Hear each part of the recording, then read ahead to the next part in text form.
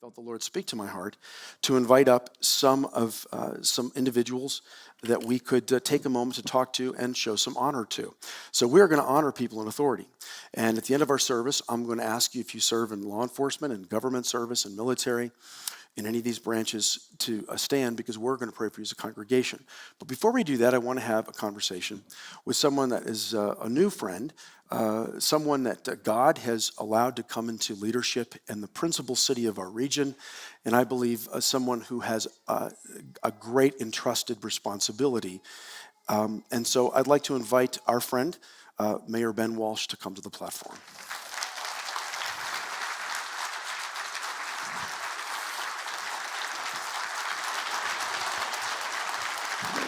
Good to see you. Hey, Tim. Hey, I need this. Thank you.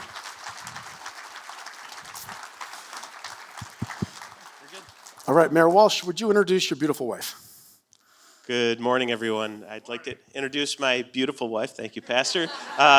Lindsay Walsh, who's right over here.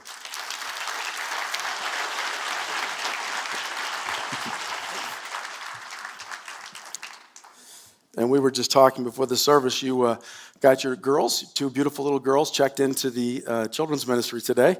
We do. We brought our 8-year-old Brina and our 4-year-old Gabby, and I'm sure they're having fun back there. So thank you for having the whole family here today. That's great.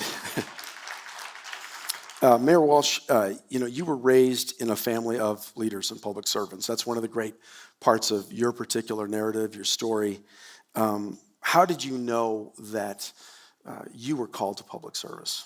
Well, first, I appreciate you acknowledging that history of my family. Throughout the campaign, that history was referred to in different ways, and people would often say, well, you come from a big family of public servants. Or, well, actually, they would say, you come from a big family of politicians. And I would correct them, and I would say, no, I come from a family of servants. And I truly believe that. Excellent. That's so good. Yeah. As many know, my grandfather served as the city's mayor and in Congress. My father served on the Common Council and in Congress. But I'm quick to remind people of all the other ways in which you can serve, and my family has served, and we all serve. Lindsay works at St. Joseph's Hospital, and in her way serves. My mother taught at Fowler High School for 20 years, and that's such an important way of serving. So for me, growing up in a family of servants, I always gravitated towards serving the community. There's something powerful about being surrounded by people that, if they identify something wrong in the community, something that they feel like needs to be changed or fixed, they roll up their sleeves and they do something about it. And so I've always been of the mind that if there's something that I feel like needs to be changed in the community, I have the power to do something and make that positive change in our community. And I feel like that's what I'm doing as mayor. That's fantastic. So one of the things that was really fascinating about your particular election was the fact that you ran as an independent, but the support that people were there. I've never seen on election night Democrats and Republicans and independents all excited, in tears, celebrating. So it's not that, I know you have strong beliefs, we've talked about those, you have strong views, but you've not only been able to rise above partisan politics, you've been able to unite partisan politicians. What do you attribute that to? Well, for me, it's about focusing on things that we have in common, things that unite us rather than things that divide us. And that's what I appreciated about your words this morning, is that I suspect if we polled the people in this room, people have different political opinions, different affiliations, but you are all here based on a common bond, right? And so that's what I tried to focus on. We collectively have so much more in common than we have that separates us. And I simply chose to set aside those things that divide us, to focus on positivity, focus on bringing hope to all people in Syracuse, And that message, I think, resonated with people. It absolutely did. And when I've heard it said, rather than curse the darkness, light a candle. Right. And that sort of seems like the ethic that you were kind of following. Let's talk about hope. Let's talk about what we can do together. And that's awesome. Thank you. What are some of the things, briefly, and this is kind of my curiosity, what do you love about Syracuse? This time of year in this weather, it's always difficult to love Syracuse. Right. What do you love about Syracuse, and what is it about the city that you see? What is the hope that you see for our community? Well, in light of the weather, I'll share a quick anecdote. So up until a few years ago, one of my favorite annual events that I volunteered in, it was called the Make-A-Wish Snowball Softball Tournament. And it would take place usually, I think, right around now, and it was always freezing. But a group of volunteers would organize, actually it was during Winterfest, they would organize a softball tournament. And we would do it down at Meacham in the Valley. And you would have people showing up from all across the community. And they were willingly going out and playing softball, sometimes in a couple feet of snow in freezing weather. But they were doing it for a good cause. They were doing it because they believed in giving back. And but I did when I would every year I would look at everyone out here having fun and doing it for a good cause, and I would think to myself, this is what I love about Syracuse. In spite of the weather, we are a giving community. We prefer to come together. Whenever we're given an opportunity, you see our community rally together. So it really is about the people, the quality and character of the people here in our community, and that's what I love first and foremost. Our church is, one of the distinctives that we've been able to enjoy is our church is diverse, as you pointed out. We're diverse politically, but we're also diverse culturally and ethnically. We have a lot of, as I mentioned earlier, a lot of first-generation immigrants that attend our church.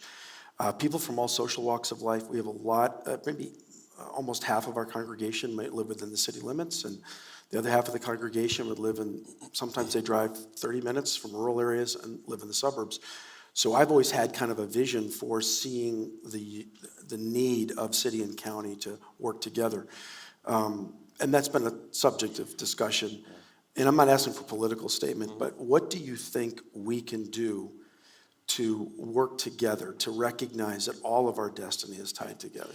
Well, I can't remember if I said this to you, Pastor, or I said it to someone else, but if you look around this room, and I encourage all of you to look around, this is Syracuse.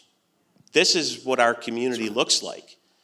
But I suspect most of you, as is the case for me, in other places you're at, whether it's your place of business, whether it's where you shop, if you look around, you don't see this level of diversity. And that's what I took so much pride in my campaign, is that when we had events, when we had functions, we had a diverse group of people that reflected the diversity of our community. And I think there are not enough places where we spend time that truly reflect that diversity. So what I have taken upon myself, and what I would encourage all of you to do, is look for other ways throughout your lives to make sure that more of the rooms that you're in and more of the tables that you're sitting around look like this than look like most of the other places you go. Preach!